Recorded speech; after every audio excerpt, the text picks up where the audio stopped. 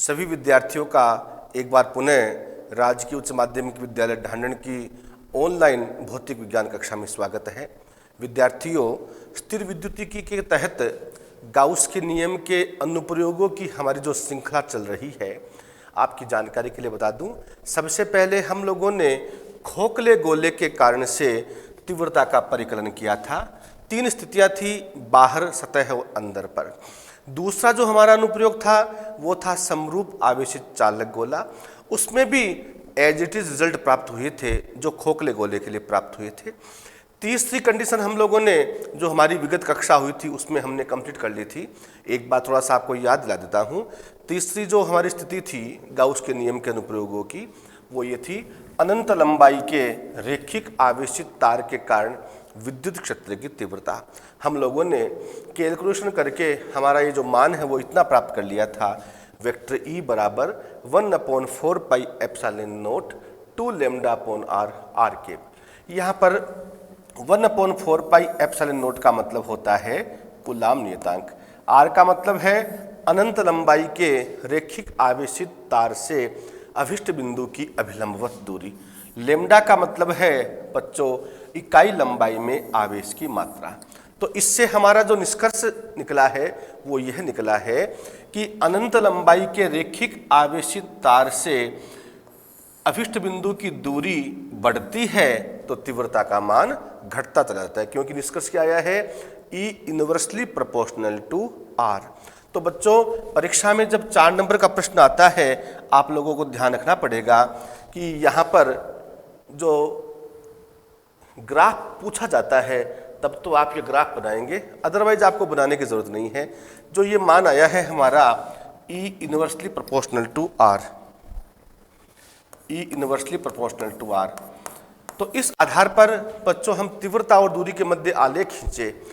ध्यान से समझना, परीक्षा में आ जाए अनंत लंबाई के रैखिक आवेशित तार के कारण विद्युत क्षेत्र की तीव्रता का दूरी के साथ आलेख खींचिए, तो बच्चों निष्कर्ष क्या है, E समानुपाती 1/R। यदि हम लोग ग्राफ खींचते हैं 1/R और E में, तो दोनों राशियां जब समानुपाती होती है, आप लोगों को ध्यान है उनके लिए ग्राफ कैसा आता है, मूल बिंदु से गुजरती हुई सीधी रेखा। यदि हम ग्राफ खींचे विद्यार्थियों E और R के मध्य, यह है R है और यह है E है y एक्स पर, तो यहाँ से क्या बात साबित हो रही है, R का मान बढ़ता जाएगा तो E का मान घटता चला जाएगा। यह विद्यार्थियों हमारा ये ग्राफ आ जाएगा, R बढ़ रहा है तो E का मान घट रहा है। तो इस प्रकार से विद्यार्थियों हमारा ये जो तीसरा अनुप्रयोग है वो समाप्त होता है। अब हम हमारे इस चैप्टर का गाउस के नियम का आखिरी अनुप्रयोग, और इस चैप्टर का भी आखिरी ये टॉपिक है हमारा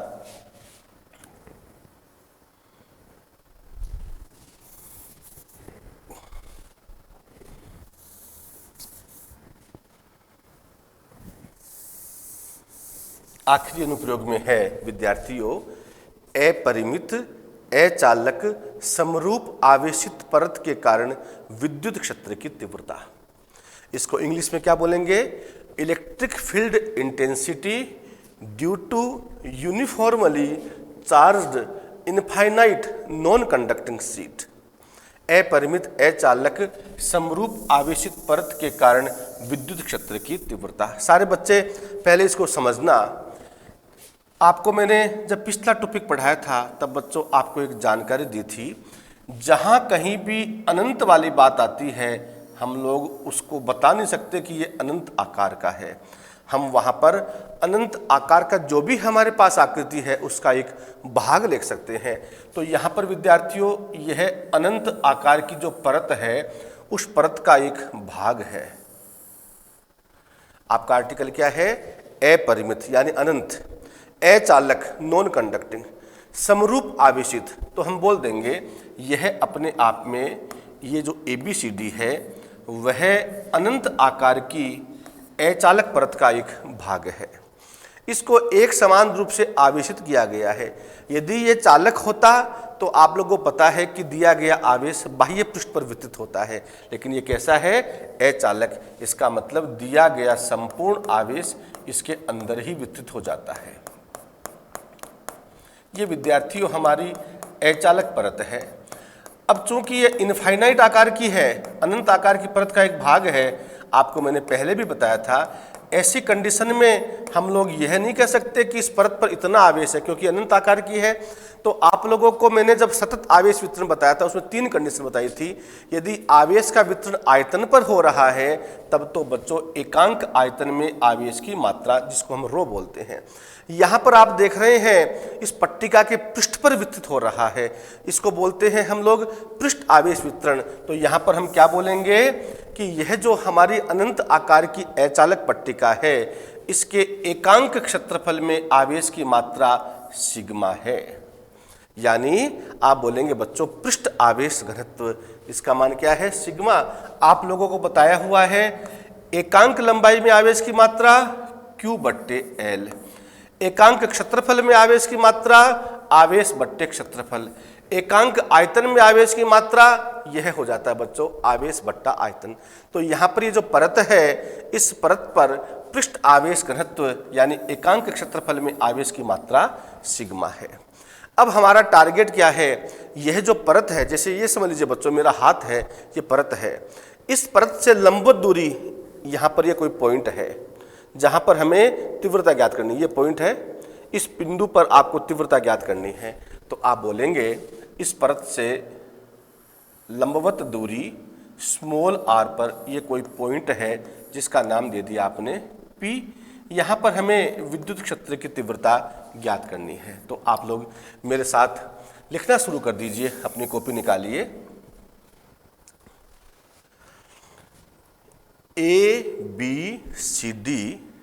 ABCD अनंत आकार की समरूप आवेशित अचालक परत का एक भाग है। ABCD अनंत आकार की समरूप आवेशित अचालक परत का एक भाग है। परत पर पृष्ठ आवेश घनत्व, परत पर पृष्ठ आवेश घनत्व सिग्मा बराबर Q/S। परत पर पृष्ठ आवेश घनत्व सिग्मा बराबर Q/S। कोष्टक में लिख लीजिए आप लोग एकांक क्षेत्रफल में आवेश की मात्रा। परत पर पृष्ठ आवेश घनत्व सिग्मा बराबर Q/S, कोष्टक में लिख लीजिए एकांक क्षेत्रफल में आवेश की मात्रा है। परत से लंबवत दूरी स्मॉल r पर स्थित, परत से लंबवत दूरी स्मॉल r पर स्थित किसी बिंदु P पर विद्युत क्षेत्र की तीव्रता ज्ञात करनी है। परत से लंबवत दूरी स्मॉल r पर स्थित किसी बिंदु P पर विद्युत क्षेत्र की तीव्रता ज्ञात करनी है। देखो बच्चों, आप लोगों को मैंने विगत कक्षा में भी बताया था, जहाँ कहीं भी ऐसी स्थिति बनती है कि अनंत आकार वाली बात आती है तो हम लोग वहाँ पर विद्युत क्षेत्र की तीव्रता की पहले दिशा ज्ञात करते हैं। तो यहाँ पर हम क्या करेंगे? पहले दिशा ज्ञात करेंगे। दिशा ज्ञात करने के लिए क्या करेंगे? जैसे आप लोगों ने अनंत लंबाई के रेखिक आवेशित तार के लिए जो बिंदु O था उसके सापेक्ष 2 सममित अल्पांश लिए कि नहीं लिए, आज वही काम करेंगे। बिंदु O के सममित ये 2 अल्पांश ले लिया आपने, एक ये ले लिया और एक ये ले लिया। ये जो दोनों अल्पांश है, एक का नाम दे दिया बच्चों आपने A1 और एक का नाम दे दिया आपने A2। ये दोनों अल्पांश इस तरह से हैं कि इनकी अभिष्ट बिंदु P से दूरी क्या है? समान है। तो आप लोग यहाँ पर चित्र में A1 A2 दिखा दीजिए, नोट करो। विद्युत क्षेत्र की तीव्रता ज्ञात करने से पूर्व इसकी दिशा निर्धारण हेतु, विद्युत क्षेत्र की तीव्रता ज्ञात करने से पूर्व इसकी दिशा निर्धारण हेतु चित्र की भांति बिंदु O के सापेक्ष 2 सममित अल्पांश, बिंदु O के सापेक्ष 2 सममित अल्पांश A1 A2 इस तरह से लेते हैं कि इनकी अभिष्ट बिंदु P से दूरी समान है। इनकी अभिष्ट बिंदु P से दूरी समान है। अब बच्चों ध्यान देना, जब दूरी समान है इसका मतलब दोनों अल्पांशों के कारण से अभिष्ट बिंदु P पर तीव्रता का परिमाण क्या रहेगा? समान रहेगा। अतः दोनों अल्पांशों के कारण बिंदु P पर विद्युत क्षेत्र की तीव्रता का परिमाण तो समान रहेगा। अब आगे 1 मिनट के लिए समझ लीजिए। परिमाण समान रहेगा लेकिन दिशा किधर होगी बच्चों? हमेशा आपको बताया हुआ है आवेश को अभिष्ट बिंदु से मिलाने वाली रेखा के अनुदिश। तो अल्पांश A1 के कारण से बिंदु P पर जो विद्युत क्षेत्र की तीव्रता की दिशा होगी किधर हो गई? अल्पांश को अभिष्ट बिंदु से मिलाने वाली रेखा के अनुदिश। इसी प्रकार से यह जो अल्पांश A2 है इसके कारण से बिंदु P पर जो तीव्रता की दिशा है वो हो गई है अभिष्ट बिंदु को मिलाने वाली रेखा के अनुदिश हो गई। तो आपने लिखा है परिमाण तो समान रहेगा किंतु दिशा चित्र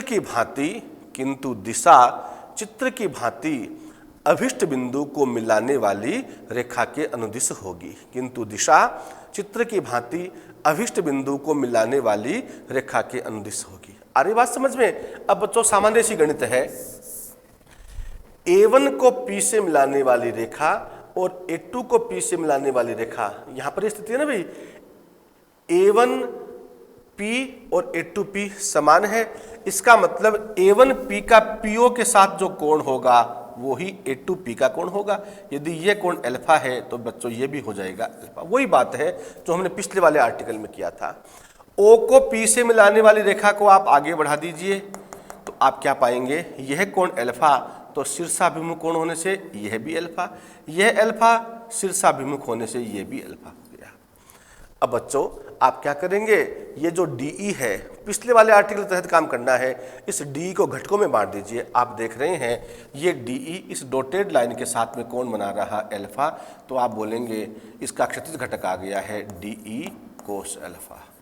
ऊर्ध्व घटक आ जाएगा इससे 90 डिग्री के कोण पर, यह आ गया है विद्यार्थियों DE साइन अल्फा। इसी प्रकार से यह वाला जो DE है ये DE भी इस डॉटेड लाइन के साथ कोण बना रहा है, तो ये आ जाएगा DE कोस अल्फा। और ऊर्ध्व घटक आ गया है इससे 90 डिग्री कोण पर, यह आ गया है DE साइन अल्फा। तो विद्यार्थियों आप लोग चित्र कंप्लीट कर लीजिए। पहले आपने जो नोट्स वाली कॉपी में लिखा है D का परिमाण तो समान रहेगा, विद्युत क्षेत्र की तीव्रता परिमाण तो समान रहेगा, किंतु दिशा चित्र की भांति अभिष्ट बिंदु को मिलाने वाली रेखा के अनुदिश होगी। अब क्या करेंगे? ये अल्फा वाली बात बताने की जरूरत नहीं है। अब आप ये जो D को आपने घटकों में बांटा है, घटकों में बांटने से क्या पाया बच्चों? देखो ये क्षैतिज घटक तो एक ही दिशा में है, इसका मतलब ये तो जुड़ जाएंगे। और ये जो ऊर्ध्व घटक है समान परिमाण है दोनों का, दिशा दोनों की विपरीत है और संरेखी है, इसका मतलब ये दोनों एक दूसरे को निरस्त कर देंगे और ये घटक जुड़ जाएंगे। नोट करो, चित्र की भांति सेम वही भाषा है जो पिछले वाले आर्टिकल में मैंने कराई थी आपको। DE को चित्र की भांति क्षैतिज एवं ऊर्ध्व घटकों में वियोजित करने पर हम पाते हैं कि ऊर्ध्व घटक तो समान परिमाण, विपरीत दिशा एवं संरेखीय होने के कारण एक दूसरे को निरस्त कर देते हैं। कि ऊर्ध्व घटक तो समान परिमाण, विपरीत दिशा एवं संरेखीय होने के कारण एक दूसरे को निरस्त कर देते हैं, जबकि क्षैतिज घटक एक ही दिशा में होने से जुड़ जाते हैं।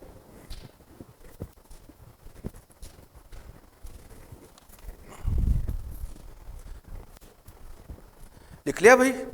जबकि क्षैतिज घटक एक ही दिशा में होने से जुड़ जाते हैं। इसका मतलब बच्चों यहाँ पर जो विद्युत क्षेत्र की तीव्रता की दिशा है वो किधर हो गई? परत की लंबाई के लंबवत। देखना, ध्यान देना भाई, इसको ये जो रजिस्टर है मेरे हाथ में, ये आप अपने आप में क्या मान लोगे? अनंत आकार की परत का एक भाग है। ये घटक और ये घटक तो निरस्त हो गए। घटक कौन से रह गए भाई? ये वाले घटक, ये जुड़ गए। ये घटक एक्चुअल में क्या हो गए? परत की लंबाई के लंबवत हो गए। अर्थात अपरिमित, अचालक, समरूप आवेशित परत के कारण अपरिमित अचालक समरूप आवेशित परत के कारण विद्युत क्षेत्र की तीव्रता की दिशा परत की लंबाई के लंबवत होती है। अपरिमित अचालक समरूप आवेशित परत के कारण विद्युत क्षेत्र की तीव्रता की दिशा परत की लंबाई के लंबवत होती है। ये बच्चों आप लोगों ने विद्युत क्षेत्र की तीव्रता की दिशा तो ज्ञात कर ली है। अब हमारा मकसद क्या है? विद्युत क्षेत्र का मान ज्ञात करना। सारे बच्चे ध्यान से समझना, यहाँ पर वही बात है बच्चों, वही परत है हमारी, अनंत आकार की परत का वो भाग है जिस पर पृष्ठ आवेश घनत्व का मान आपने मान रखा है सिग्मा। सिग्मा का मतलब Q/S, एकांक क्षेत्रफल में आवेश की मात्रा। अब ये विद्यार्थियों सारे बच्चे पहले समझना मेरे साथ में, मेरे पास अभी उदाहरण देने के लिए ये परत का यही पार्ट है। हमने ये ज्ञात कर लिया है कि दिशा यह होगी। ये आपका बिंदु भी इधर है, बिंदु P इधर है, ये देखो बिंदु P इधर भी है, इधर भी हो सकता है। तो यहाँ पर अब हम लोगों को गाउसीय पृष्ठ का निर्माण करना पड़ेगा। अब बच्चों गाउसीय पृष्ठ यदि यहाँ पर हम गोलाकार बनाते हैं तो सिमेट्री नहीं बन पाएगी। तो ये बिंदु समान रहे तो आपको ध्यान है बिंदु समान तभी रहेंगे जब यहाँ पर इसके इस ओर और इस ओर जो पृष्ठ है वो कैसा आएगा भाई? आपकी बात क्लियर है, कैसा आएगा?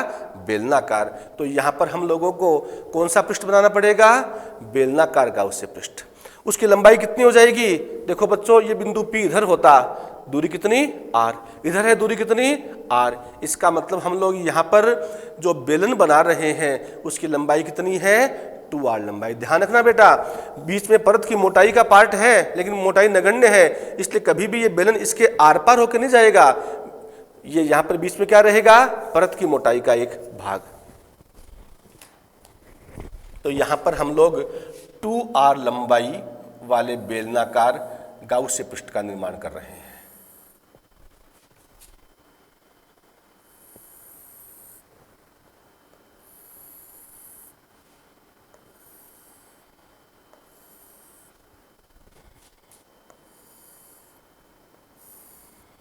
आप लोग ये कह सकते हैं कि ये बीच में से ब्रेक सा कैसे नजर आ रहा है, कैसे टूटा हुआ नजर आ रहा है?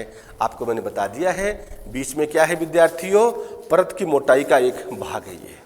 तो यहाँ पर ये जो आपने तीव्रता ज्ञात करने के लिए जो बेलन बनाया है, बोलो भाई यहाँ से दूरी कितनी हो गई? R। यहाँ से दूरी कितनी हो गई? R। और इसके अनुप्रस्थ काट का क्षेत्रफल क्या मान लिया आपने? S मान लिया है। तो जो बेलन बनाया है उसकी लंबाई कितनी हो गई? 2R। आप ऐसा कीजिए बच्चों, मेरे साथ पहले चित्र बनाइए, दोबारा बनाना पड़ेगा चित्र आपको, और आगे लिखना नोट कीजिए। अनंत आकार की समरूप आवेशित अचालक परत के कारण विद्युत क्षेत्र की तीव्रता ज्ञात करने हेतु अनंत आकार की अचालक समरूप आवेशित परत के कारण विद्युत क्षेत्र की तीव्रता ज्ञात करने हेतु चित्र की भांति 2R लंबाई व कैपिटल S 2R लंबाई व कैपिटल S अनुप्रस्थ काट वाले 2R लंबाई व कैपिटल S अनुप्रस्थ काट वाले बेलनाकार गाउसीय पृष्ठ का निर्माण करते हैं। ठीक है भाई। अब यहाँ पर विद्यार्थियों शुरुआत में क्या बात मानी आपने? पृष्ठ आवेश घनत्व कितना था भाई? Q/S सिग्मा था भाई। इसका मतलब इस गाउसीय पृष्ठ से परिबद्ध आवेश कितना हो गया? Q बराबर सिग्मा S, जो है कहाँ पर?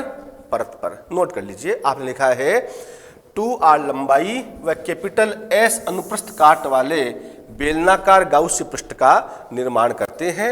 इस गाउसीय पृष्ठ से परिबद्ध आवेश, इस गाउसीय पृष्ठ से परिबद्ध आवेश Q बराबर सिग्मा S होगा।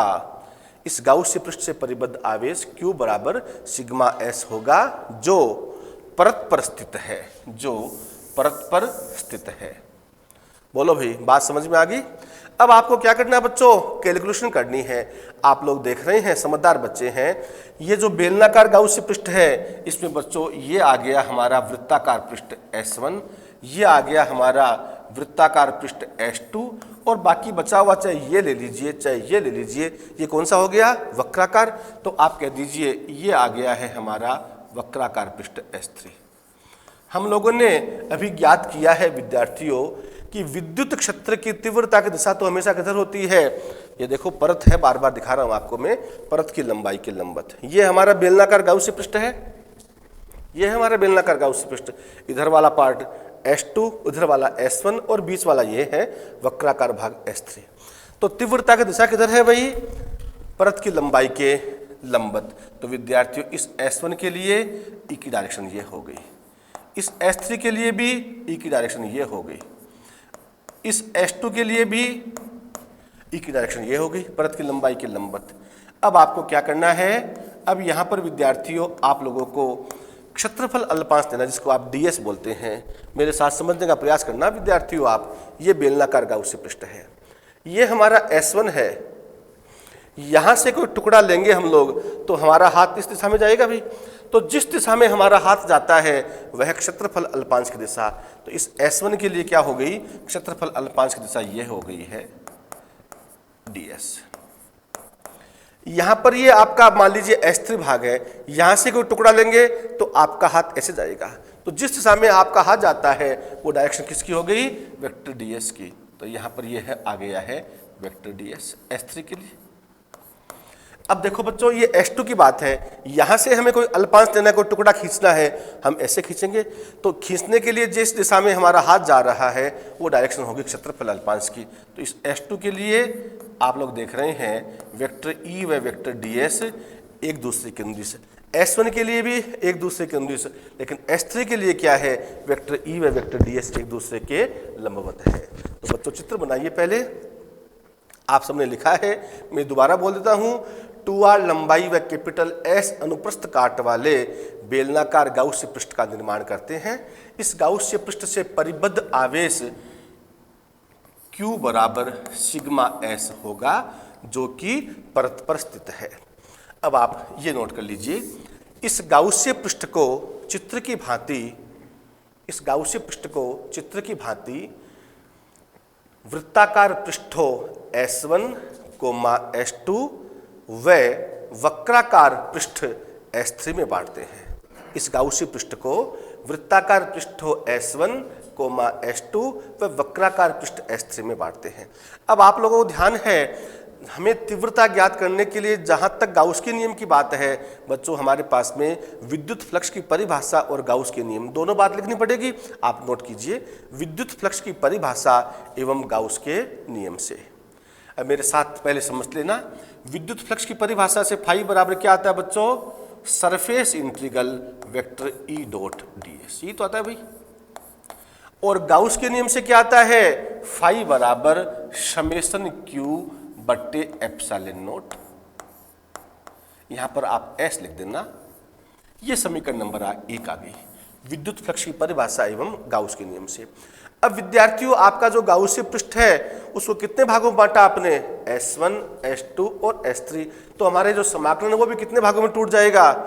3 भाग में। तो यह आ जाएगा हमारा S1 vector E dot DS। अब ध्यान रखना भाई, अब यहाँ पर बंद पृष्ठ का निशान नहीं दिखाना है क्योंकि बंद पृष्ठ आपका इन 3 पृष्ठों से मिलकर बना हुआ है। S1 vector E dot DS plus S2 vector E dot DS plus S3 vector E dot DS बराबर समेशन Q।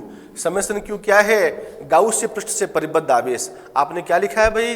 गाउसीय पृष्ठ से परिबद्ध आवेश कितना था? सिग्मा S बट्टे एप्सिलॉन नोट। ये बच्चों समीकरण नंबर 2 आ गई। अब आप लोगों के सामने जो चित्र है वो बता रहा है कि S1 के लिए वेक्टर E व DS एक दूसरे की अनुदिश, S2 के लिए वेक्टर E व वेक्टर DS एक ही दिशा में, और S3 के लिए वेक्टर E व वेक्टर DS एक दूसरे के लंबवत। इसका मतलब बच्चों S1 के लिए तो थीटा बराबर क्या आ गया? 0 डिग्री। S2 के लिए भी क्या आ गया?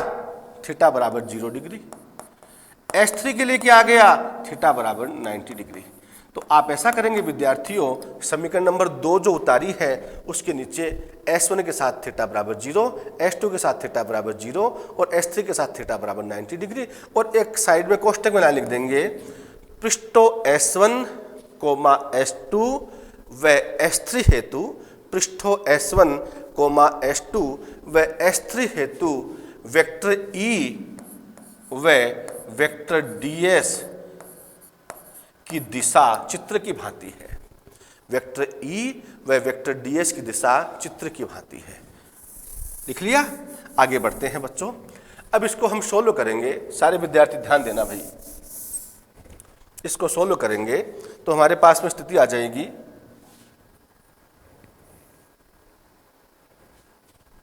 यहां पर आ जाएगा E dot ds vector A dot B बराबर क्या होता है भाई?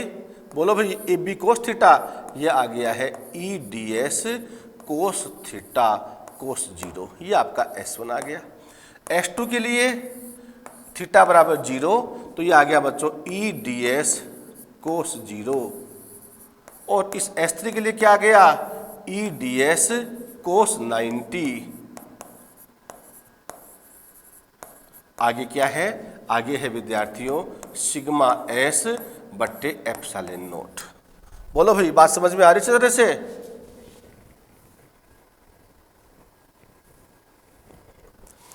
इसका सॉल्यूशन निकालते हैं। यहां पर कोस 0 की वैल्यू 1, तो ये आ गया है S1 E ds। कोस 0 की वैल्यू 1, ये भी आ गया है S2 E ds। यहां पर कोस 90 की वैल्यू 0, तो ये पद हो गया 0, बराबर आ जाएगा सिग्मा S बट्टे एप्सिलॉन नोट। ये बच्चों समीकरण नंबर आ गई है 3 नंबर। बोलो यहां तक दिक्कत है किसी बच्चे के? अब सारे विद्यार्थी ध्यान देंगे। विद्यार्थियों, यह आप लोगों ने देखा था, ये परत है, ये बेलनाकार गाउसी पृष्ठ जो बनाया हमने, इसका ये S2 पार्ट था, ये S1 भाग था। तो बिंदु यहां पर है तो भी दूरी r, बिंदु यहां पर है तो भी दूरी r। इसका मतलब दूरी जब समान है तो तीव्रता का मान क्या रहेगा? समान रहेगा। तो इस बात को हम कैसे लिख देंगे? सममिति के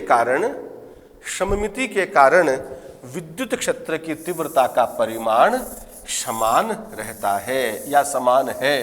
सममिति के कारण विद्युत क्षेत्र की तीव्रता का परिमाण समान है। इसका मतलब बच्चों E कैसी राशि बन गई?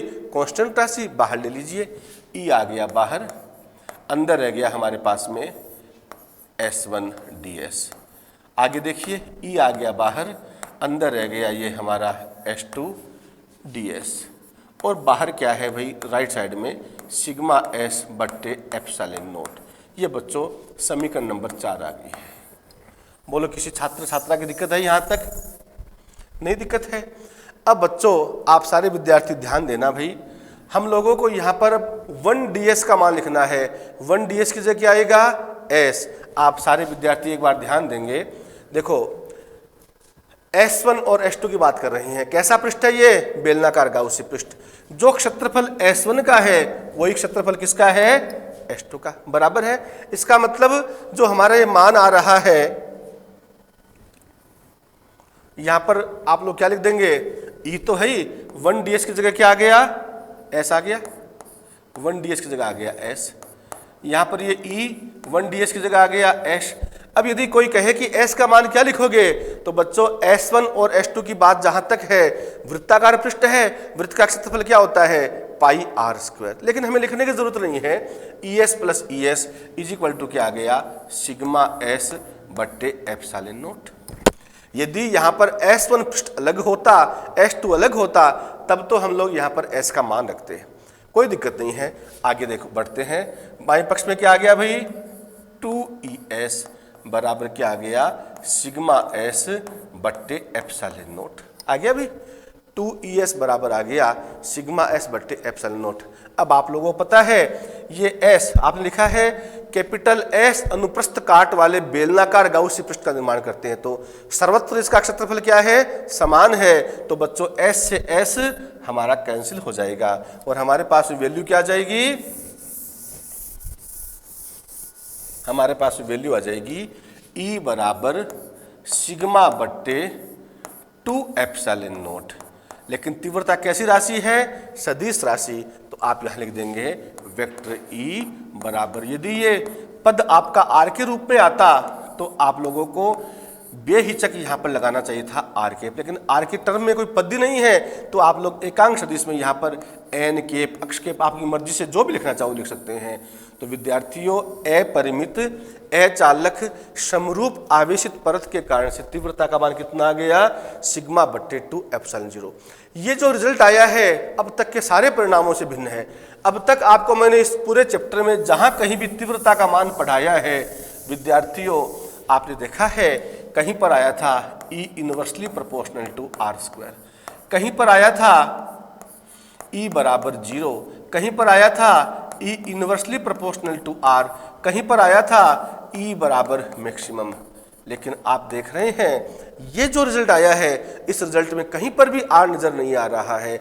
यानी अब आपका जो रिजल्ट है वो ये कह रहा है कि जो आपने अपरिमित अचालक परत ली है, ये परत ली थी ना भाई, यहां से लंबवत दूरी r है तो भी इतना ही मान, लंबवत दूरी 2r है तो भी इतना ही मान, लंबवत दूरी r/2 है तो भी इतना ही मान। इसका मतलब क्या हो गया कि इस अपरिमित अचालक समरूप आवेशित परत के कारण से विद्युत क्षेत्र की तीव्रता दूरी पर निर्भर नहीं करती है। नोट कीजिए फटाफट, अर्थात अपरिमित अचालक समरूप आवेशित परत के कारण विद्युत क्षेत्र की तीव्रता दूरी पर निर्भर नहीं करती है। अपरिमित अचालक समरूप आवेशित परत के कारण विद्युत क्षेत्र की तीव्रता दूरी पर निर्भर नहीं करती है। अब देखो बच्चों, जब ये निष्कर्ष आ गया तो यदि हम लोगों को कोई कहे कि तीव्रता और दूरी के मध्य आलेख खींचो, तो देखो इधर तो ले लेते हैं हम लोग तीव्रता, इधर ले लेते हैं दूरी।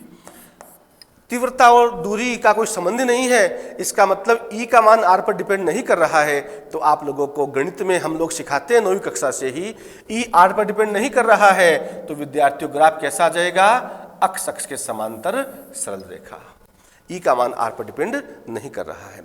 अब आपकी जानकारी के लिए बता दूं मैं, आप लोगों को परीक्षा में भ्रमित करने के लिए प्रश्न ऐसे पूछे जाते हैं, जैसे ये प्रश्न उदाहरण के तौर पर कि एक अपरिमित अचालक समरूप आवेशित परत से 10 सेंटीमीटर लंबवत दूरी पर स्थित किसी बिंदु पर विद्युत क्षेत्र की तीव्रता E है।